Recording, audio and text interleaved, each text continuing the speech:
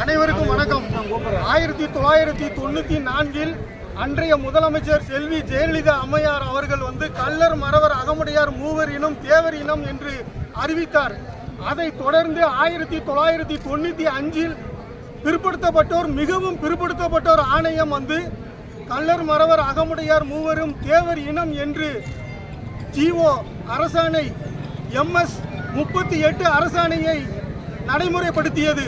அதை தொடர்ந்து வரக்கூடிய எந்த அரசாங்கமும் அந்த ஜிஓ 38 நடைமுறைப்படுத்தவில்லை.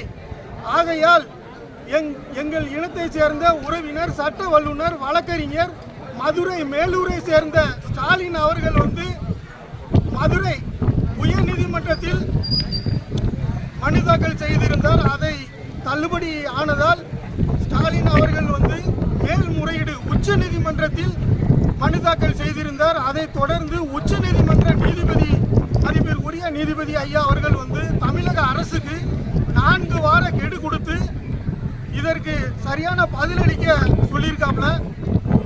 இதை தொடர்ந்து PMD மக்கள் பாதுகாப்பு இயக்கத்தின் நிறுவன தலைவர் AN இசக்கிராஜா தேவர் அவர்களின் ஆணைக்கிணங்க இன்று கள்ளர், மறவர், அகமுடையார் மூவரையும் தேவர் இனம் என்று அரசாணை நடைமுறைப்படுத்த வேண்டும் என்று சுமார் 20க்கும் மேற்பட்ட ஆட்சி தலைவரை சந்தித்து இன்று மனு கொடுக்க உள்ளோம்.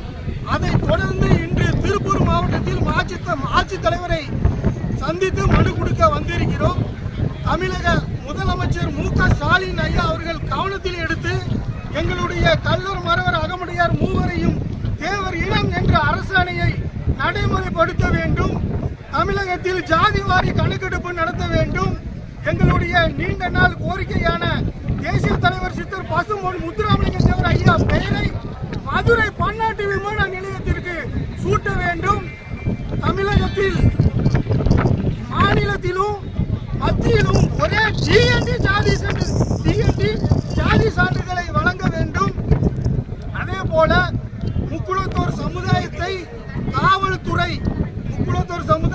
காவல்துறை மனித உரிமையை மீறி செயல்படும் என்கவுண்டரை தடுத்து நிறுத்த வேண்டும்.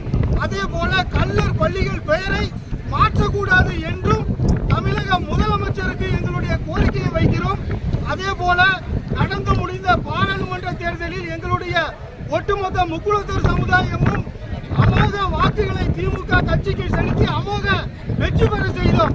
வரக்கூடிய 2026 சட்டமன்ற தேர்தலில் நீங்கள் திரும்பவும் முதலமைச்சர் ஆக வேண்டும் என்றால் எங்களுடைய முக்குளத்தோர் சமுதாய கோரிக்கைகளை கண்டிப்பாக நிறைவேற்ற வேண்டும்.